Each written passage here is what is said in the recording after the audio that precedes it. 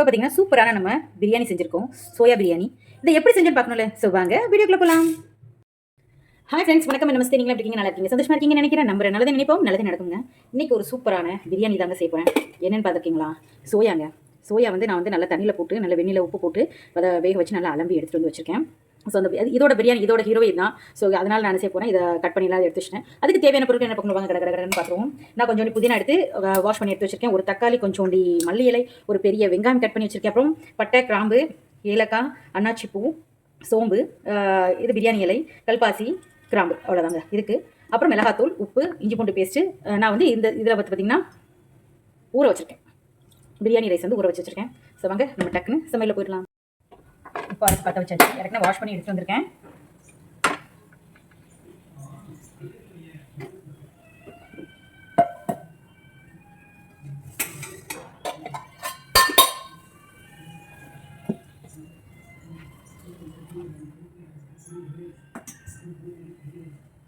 படுப்பு நல்லா சூடாகிடுச்சு. நான் எண்ணெய் விட்டுக்கிறேன்.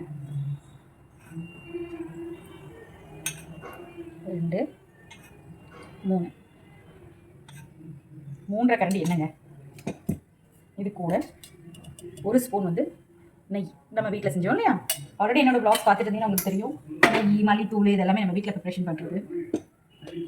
ஸோ அதனால் டேஸ்ட் ஒருபடியாக கொஞ்சம் ஜாஸ்தியாக தான் இருக்கும். அப்புறம் நல்லா சூடாகிடுச்சு. நம்ம வச்சுருந்தோம்ல ஸ்பைசஸ், அதெல்லாம் உள்ள சேர்த்துறேன்.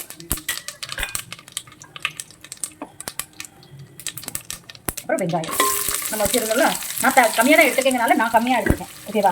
நீங்கள் ஒருவேளை நான் ஜாஸ்தியாக எடுக்க போகிறேன், எங்கள் வீட்டில் பெரிய ஆட்கள்லாம் கொஞ்சம் நல்லா சாப்பிடுவாங்க அப்படின்னா அதுக்கு தகுந்த மாதிரி நீங்கள் ஜாஸ்தி எடுத்துக்கோங்க. நாங்கள் கம்மியாகவே சாப்பிட்றதுனால அதுக்கு தகுந்த மாதிரி நான் எடுத்துருக்கேன். சரியா? ஆனால் இப்படி பண்ணலாம். இப்போ பெரும்பாலும் பார்த்தீங்கன்னா பேச்சுலர்ஸ் இருக்காங்கன்னா அவங்களுக்கு கூட இது ரொம்ப யூஸ்ஃபுல்லாக இருக்கும். டக்குன்னு பண்ணுறதுக்கு 2 பேர் கூட இருக்கலாம், 3 பேர் இந்த மாதிரி இருக்கவங்களுக்கு நான் சொல்கிற அளவு ஓகே. நான் வந்து இந்த கிளாஸ் இருக்கு இல்லையா, நம்ம டெய்லி காஃபி குடிப்போம், இந்த கிளாஸ் அளவுக்கு தான் நான் வந்து எடுத்துருக்கேன். 1 கிளாஸ் அரிசி எடுத்து அதை ஊற வச்சுருக்கேன். அதனால்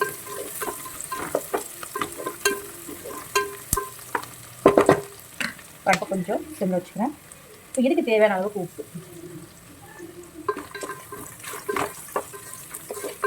லேசாக வதங்கணும் இல்லையா, அதனால் கொஞ்சம் உப்பு சேர்த்துருக்கேன் நான்.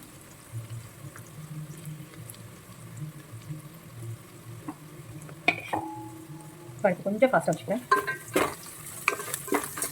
பிரியாணிக்கு வந்து டேஸ்ட் உங்களுக்கு தெரியும், நல்ல வெங்காயம் நல்லா வதங்கினா தான் அந்த டேஸ்ட் நல்லாயிருக்கும். அதனால் வெங்காயத்தை நல்லா வதக்கிக்கணும். நம்ம ஒரு சிலவங்க சிக்கன் அதெல்லாம் சாப்பிடலான்னு வச்சுக்கோங்களேன், அவங்களுக்கு இந்த மாதிரி ஒரு பிரியாணி செஞ்சு கொடுக்கும்போது அவங்களும் திருப்தியாக சாப்பிடுவாங்க இல்லையா. நமக்கும் தோணும் சில நேரம் சிக்கன் சில நேரம் சாப்பிடணும்னு தோணும், பட் சிக்கன் கிடைக்காது. நான் ஒரு சிலவங்களுக்குலாம் மிட் நைட்லாம் வரும் க்ரேஸு.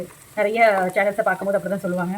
ஸோ அதனால் ஒரு வீடியோ பார்த்துட்டு இருக்கும்போது சொல்லுவாங்க, ஐயா எனக்கு சாப்பிடும் போல் டெம்டிங்காக இருந்ததுன்னு சொல்லுவாங்க இல்லையா. ஸோ அந்த நேரம் நம்ம வந்து இந்த மாதிரி சமைச்சு சாப்பிட்டா நல்லாயிருக்கும். வாங்க போக முடியாது, ஆனால் நமக்கு இதெல்லாமே வீட்டில் பெரும்பாலும் வச்சுருப்பாங்க, எல்லாருமே வச்சுருப்பாங்க இல்லையா, நீங்களுமே வச்சுருப்பீங்க. ஸோ உங்களுக்கு இது கொஞ்சம் யூஸ்ஃபுல்லாகவே இருக்கும். டக்குன்னு செஞ்சிடலாம்.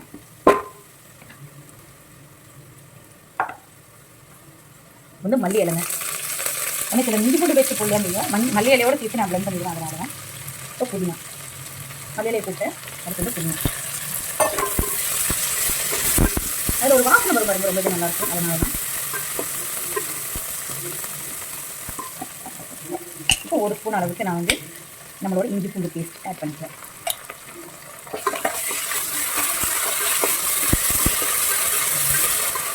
அது தெரிக்க ஆரம்பிச்சு இல்லையா, அதனால தான். இப்போ தக்காளி, நான் 1 தக்காளி எடுத்துட்டு அந்த 1 தக்காளியை நான் ஆட் பண்ணிக்கிறேன்.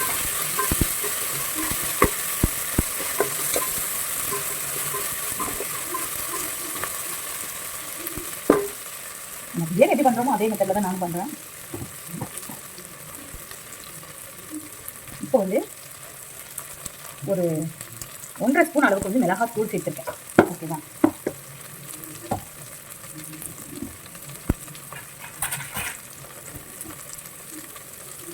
ஒரு 1/2 ஸ்பூன் அளவுக்கு உப்பு சேர்த்துருக்கேன். அதுக்காக நான் இப்போ சேர்த்தேன் அப்படின்னு சொன்னால், நம்ம மசாலா மட்டும் வேக போகிறது கிடையாது, நம்மளோட சேர்த்து வேக போகிறது நம்ம போட்டிருக்க சோயா அதையும் சேர்த்து வந்து இதில் வேக வைக்க போகிறோம். அதனால் அடுத்த ஸ்பூனில் வச்சுக்கிற மாதிரி எல்லா மசாலாவும் இஞ்சி பூண்டு பேஸ்டெல்லாம் போட்டு இல்லை ஒட்ட ஆரம்பிச்சிருந்தேன். அதனால் ரெடி பண்ணிங்கன்னா வந்து இப்போ வந்து இது கூட என்ன சேர்க்க போகிறேன்னா நான் வந்து லெமன் போடல, சரியா? நான் வந்து லெமன் போடலை. அதுக்கு பதிலாக நான் வந்து 1 ஸ்பூன் 1.5 ஸ்பூனுக்கு வந்து தயிர். நம்ம வந்து எப்படி சொல்கிறது, வேகவும் செய்யணும், உப்பு உரப்பு எல்லாமே கரெக்டாகவும் இருக்கணும் இல்லையா? அதனால் இந்த மாதிரி பண்ணுங்கள். இப்போ பாருங்கள், ஈஸியாகவும் வந்துடும், நமக்கு நல்லாவும் இருக்கும். மசாலா பாருங்கள் நல்ல கலர்ஃபுல்லாக இருக்கும். இப்போ வந்து நான் வந்து இதில் இருக்க சோயாவை சேர்க்குறேன் அப்படின்னாக்க இதில் இருக்க உப்பு உரப்பு இந்த மசாலா இதெல்லாமே சேர்த்து இதோடு சேர்ந்து வேகும் போது ரொம்பவே நல்லாயிருக்கும். அதனால தான் இப்போ இதை 2 நிமிஷம் மூடி வச்சு வேக வச்சு எடுத்து. இப்போ பார்த்தீங்கன்னா அந்த மசாலா உப்பு உரப்பு ஒரு சேர்ந்து நல்லாவே மிக்ஸ் ஆகிடுச்சிங்க. ரொம்பவே நல்லாயிருக்கும். நீங்கள் இப்போ சும்மா நார்மலாகவே இப்போ எடுத்து ஒரு சோயா வந்து நீங்கள் எடுத்து சாப்பிட்டு பார்த்தீங்கன்னாலும் அவ்வளோ நல்லாயிருக்கும். இந்த கீழே இருக்க மசாலாஸ் எல்லாமே நமக்கு வந்துருச்சு. இப்போ நான் வந்து சுடு தண்ணிங்க நான் அளவு எடுத்து வச்சுருந்தேன். ஸோ இந்த கிளாஸுக்கு நான் வந்து 3 கிளாஸ் தண்ணி எடுத்துருக்கேன். கேட்பீங்க எதுக்கு இந்த 3 கிளாஸ் தண்ணின்னு? இப்போ நம்ம உள்ள ஊற்றணும்னு பாருங்கள், இந்த மசாலாவும் இதோட சேர்த்து வேகும் இல்லையா? ஸோ நம்ம குக் பண்ணி தான் நம்ம போட போகிறோம் அரிசியை. நான் வந்து அது வந்து ஒரு 50% குக் பண்ணி போடுவேன். அப்போ தான் ரொம்பவே டேஸ்ட்டாக இருக்கும். அதனால தான் இப்போ பக்கத்தில் ஒரு பானையில் வந்து நான் வந்து தண்ணி வச்சுருக்கேன். என்னோட வ்ளாக் பார்த்துட்டு தான் தெரியும், நான் அப்படி தான் பிரியாணி பண்ணுவேன். ஸோ அதனால் சொல்கிறேன், பக்கத்தில் சுடு தண்ணி வச்சுருக்கேன்.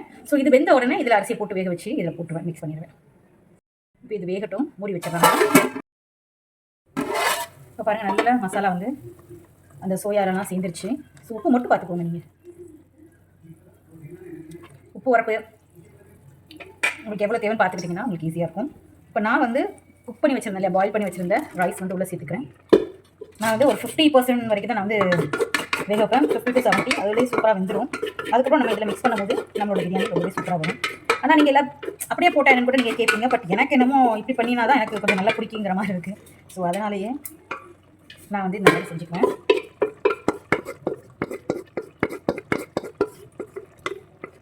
இருக்க எல்லா ரைஸையும் இதுக்கு நான் போட்டாச்சு.